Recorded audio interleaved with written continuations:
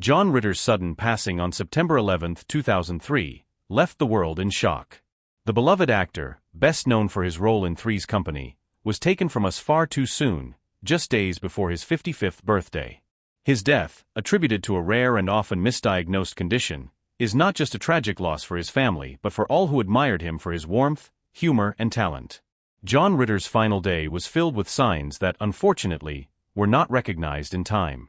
On September 11, 2003, as Ritter was on set for 8 Simple Rules, he began experiencing severe chest pain, dizziness, and nausea, symptoms that closely resembled a heart attack.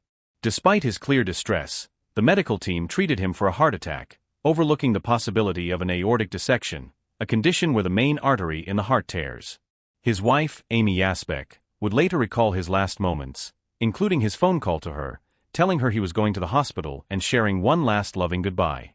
The situation worsened as doctors continued to misdiagnose his condition. By the time Ritter reached Providence St. Joseph Medical Center, the damage was so severe that there was nothing the doctors could do. The delay in diagnosing the aortic dissection and the wrong treatment had caused irreversible damage. Tragically, despite all efforts, John Ritter passed away later that night, just 6 days before his 55th birthday. His death shocked not only Hollywood but fans around the world, as his vibrant life was snatched away in a matter of hours. The finality of the situation was deeply tragic. John Ritter's death wasn't just a loss of a famous actor, but a reminder of how fragile life can be. It's heartbreaking to think that with one correct diagnosis, he might still be with us today. The pain of John Ritter's death was felt most intensely by his family, especially his wife, Amy Yasbeck, and their children. Amy, who had been with John through thick and thin, found herself in an unimaginable position. Their bond was strong, built on years of companionship, love, and mutual respect. Her grief was not just personal, but also public. She later revealed that she had been in complete shock, unable to comprehend the depth of the loss. But beyond her sadness, Amy's resilience began to shine. She channeled her grief into a cause that would save lives, creating the John Ritter Foundation for Aortic Health to raise awareness about aortic dissections. Amy's efforts were not only about honoring her husband's memory, but also about making sure that others didn't have to experience the same tragedy. Her work was transformative, bringing attention to a rare condition that had taken John Ritter's life and offering hope to others through the foundation. She often spoke about how John's family-oriented nature, his humor, and his warmth were qualities that she would carry forward, not just for herself, but for their children too. The Ritter family, despite the unimaginable loss, found strength in each other, supporting one another through their grief. Their children, who had witnessed the emotional toll of their parents' separation before John's death, now had to navigate the loss of their father. Yet, they remained close-knit and supportive. Amy's unwavering dedication to her children, despite the heartbreak, reflected the love John had for them. His legacy, built on love, humor, and perseverance, lived on through them. John Ritter's death sent shockwaves through Hollywood and beyond, as fans and fellow celebrities alike were devastated by the loss of such a beloved figure.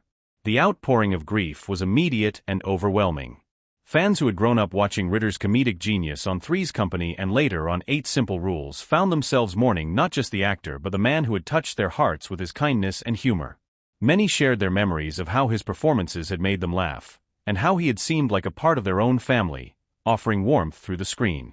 Fellow actors and co-stars also expressed their profound sadness. Kaley Cuoco, who starred alongside Ritter on 8 Simple Rules, was particularly emotional, recalling the genuine father-daughter bond they had on set. Henry Winkler, a close friend, was equally shaken, remembering the joy and laughter Ritter had brought to the show and the personal connection they shared.